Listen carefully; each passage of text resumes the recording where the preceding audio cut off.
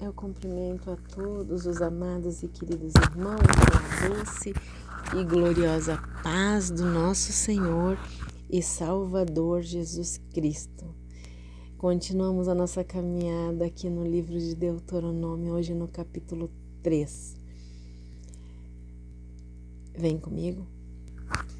Depois de nós retornarmos e subirmos em direção a Bazã, Og, rei de Bazã, saiu com todo o seu exército a fim de lutar contra nós na cidade de Edrei.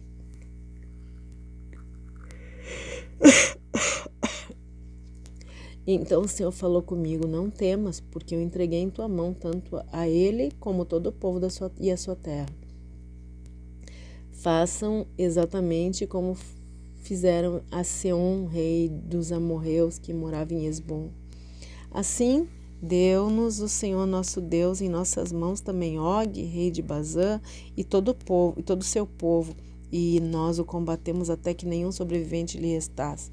Nos apossamos então de todas as suas cidades, não houve povoado que não tomássemos 60 cidades de todo o distrito real de Argob, o reino de Og em Bazã. Todas as cidades eram fortificadas com altos muros, portas e trancas. Além delas, havia várias cidades nos campos abertas sem muros.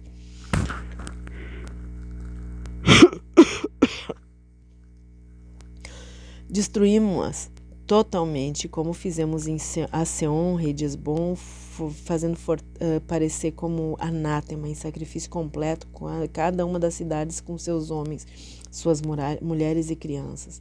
Porém, todo o gado e os despojos da cidade tomamos para nós por presa.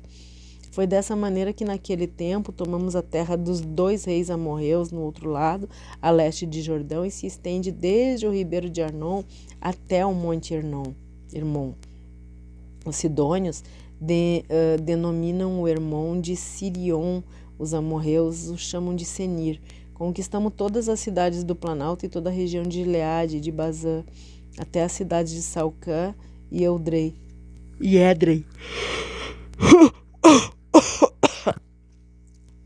As cidades do reino de Og, na parte do leste de Bazã. Og, o rei de Bazã, foi o último rei da raça dos gigantes chamados Refaíns. O seu sarcófago, feito de ferro, media 4 metros de comprimento por 1 metro e 80 centímetros de largura, de acordo com o sistema de medidas daquela época. A cama mortuária de Og ainda está na cidade de Rabá, cidade dos Amonitas. De toda a terra da qual tomamos posse naquele tempo, o território que vai de Aroer, junto ao ribeiro de Arnon, até mais da metade dos montes de Gileade com suas cidades, e entreguei-o às tribos de Ruben e de Gade. A meia tribo de Manassés dei o resto dos montes de Gileade, todo o território de Bazã, o reino de Og, toda a região de Argob em Bazã era conhecida na antiguidade como terra dos Refaíns.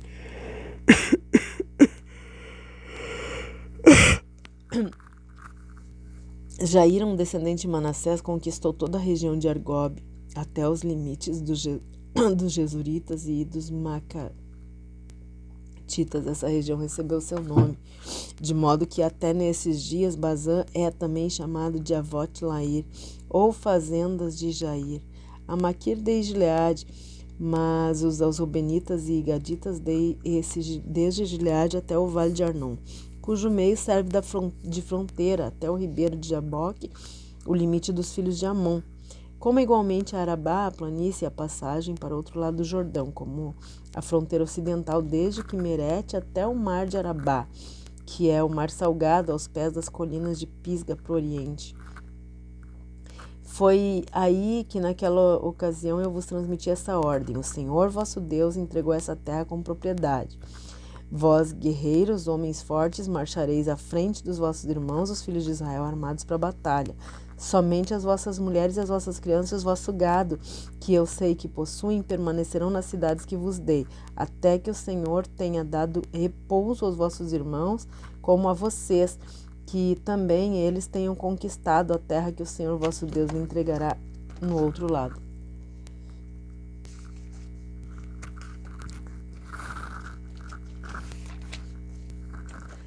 No outro lado do Jordão, né? Voltareis então, cada um para a propriedade que vos dei. Nessa mesma época, ordenei a Josué: teus olhos foram testemunhas de tudo o que o Senhor nosso Deus fez a esses 2 reis. Pois assim fará o Senhor a todos os reinos por onde passares. Portanto, não tenhas medo dele, pois quem combate por vocês é o Senhor Deus, o Senhor vosso Deus. Rogai então ao Senhor, o Eterno, ó Eterno, meu soberano Senhor.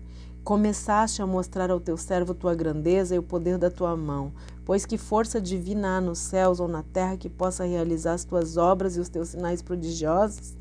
Permita-me atravessar, eu te suplico, e ver a boa terra que se encontra do outro lado do Jordão, a esplêndida região montanhosa e o Líbano.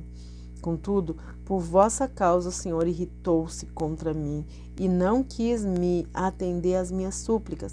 O Senhor respondeu-nos apenas: basta, não me fales mais nada a esse respeito. Sobe, pois, a ponto mais alto das colinas de Pisga e observa a paisagem que se avista ao norte para o sul, ao leste e para o oeste. Veja a terra com os teus próprios olhos, porquanto vais atravessar esse Jordão.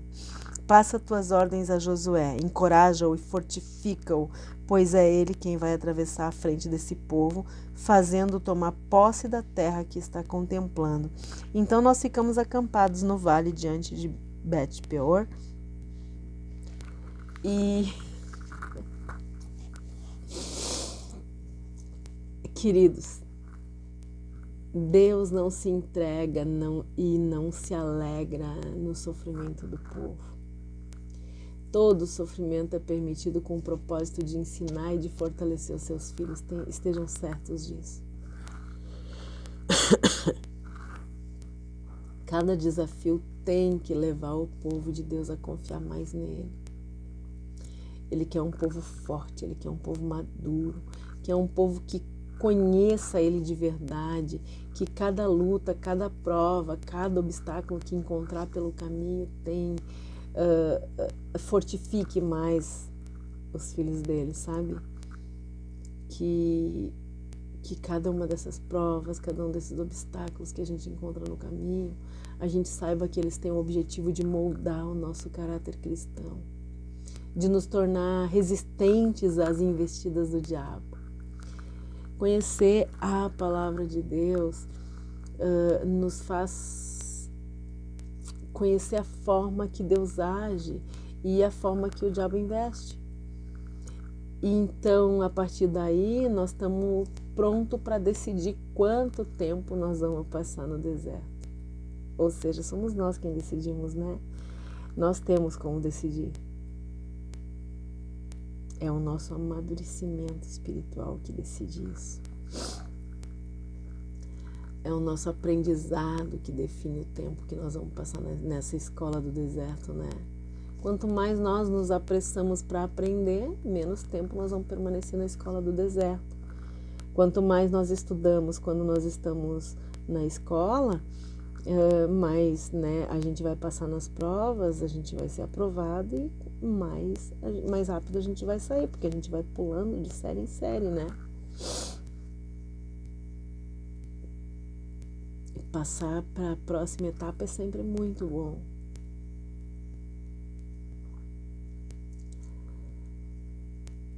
Cristo disse que no mundo nós teremos aflições. E entre as promessas de Cristo, tem uma promessa que não existe, aquela de uma vida sem dor, sem lágrimas e sem obstáculos. Isso não existe, queridos. Ele mesmo disse que a nossa jornada aqui é turbulenta, é uma constante caminhada. Para o plano de Deus avançar, nós precisamos continuar caminhando sempre. Esse sermão de Moisés aqui é uma retrospectiva da caminhada do povo escolhido até uns passos antes de eles possuírem a terra prometida. Aqui no versículo 1, queridos, desse capítulo, até o versículo 11, nós vamos ver a conquista de Og e dos 12 a 20, dos 12 até o 20, isso. está a Transjordânia, a conquista da Transjordânia. A partir do versículo 21 até o último versículo, até o 29, nós vamos ver Moisés ordenando Josué a lembrar das vitórias, de todas as vitórias que eles passaram, né, para confiar em Deus para as futuras vitórias. Josué assume a liderança aí, né? Nesse sermão aqui, Moisés dá as últimas instruções e as últimas exortações. E ele mostra para o povo que Deus sempre faz a coisa certa. Que ele e Josué também fizeram a coisa certa. Josué foi posto como líder na reta final, porque ele tinha uma visão militarista, né, mais combatente. E essa nova etapa era de conquistas, exigia outro tipo de liderança, né? Conhecer a história do povo de Deus é fundamental para o crescimento espiritual dos cristãos, né? Para fortalecer a fé de cada um de nós. Não há como conhecer a história do povo de Deus, a história desse povo de Deus com Ele, sem fortalecer a nossa fé, queridos. Relembrar as bênçãos do passado é uma forma de avivar a fé para as próximas batalhas, para as batalhas que estão à nossa frente. E uma forma também de dar uma visão de esperança para o futuro, para as batalhas que ainda virão. Os que não confiam em Deus são igualzinho aquele povo ali que morreu, né? Os que não confiaram em Deus morreram no caminho. Todo cristão precisa olhar para o passado, precisa refletir na sua vida, na sua caminhada espiritual, ter a certeza de que a caminhada está na direção certa, refletir nos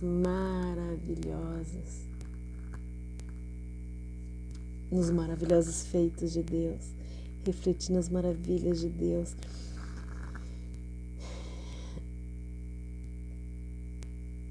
Nós precisamos, queridos, ser impulsionados e lutar pelas promessas. E isso realmente evitaria muitos crentes de sofrer de ansiedade. Tem muito crente sofrendo de ansiedade, mas é porque eles não conhecem a história de Deus, desse Deus com o seu povo. É porque eles não sabem a forma de Deus agir, é porque eles não têm experiência com Deus. É porque eles não conhecem de verdade o Deus da Bíblia e porque eles não alimentam a sua fé com as verdades bíblicas.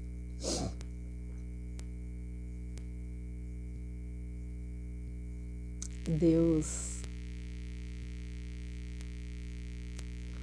tem prazer de nos ensinar.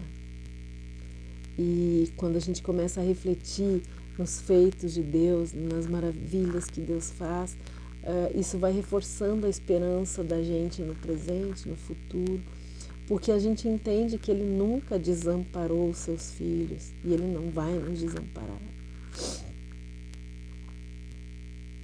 E dessa forma, queridos, nós vamos lutando pelas promessas que estão escritas nesse livro e não tem como gastar tempo com ansiedades. Nós não precisamos ficar ansiosos, nós precisamos ficar confiantes no Deus que nós servimos. Muita gente diz, né? Eu confio no Deus que eu sirvo, mas tu conhece o Deus que tu serve.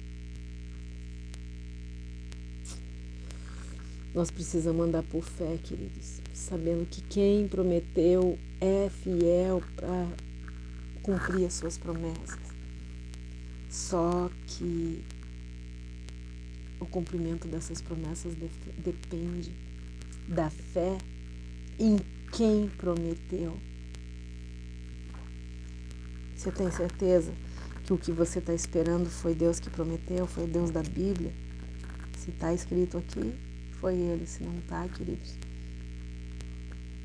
dá uma olhada na Bíblia, uma boa olhada. nós também precisamos saber que todas as promessas feitas por Deus ao seu povo aqui estão registradas na Bíblia. O que passar disso tem procedência de espíritos malignos, de espírito de adivinhação. Presta atenção nisso, queridos. Todas as promessas feitas por Deus para o seu povo, que somos nós, ela está registrada na Bíblia. Se não tiver registrada aqui nessa Bíblia, então essas promessas que alguns estão esperando têm procedência de espíritos de adivinhação. E isso não agrada a Deus. Então, queridos, vamos continuar examinando as promessas do nosso Deus para saber que a gente está no caminho certo, amém? Deus nos abençoe e nos guarde, tenha misericórdia de todos nós, que Ele perdoe os nossos pecados e que Ele faça resplandecer o seu rosto sobre todos nós. Um forte abraço e até o próximo capítulo, em nome de Jesus. Amém.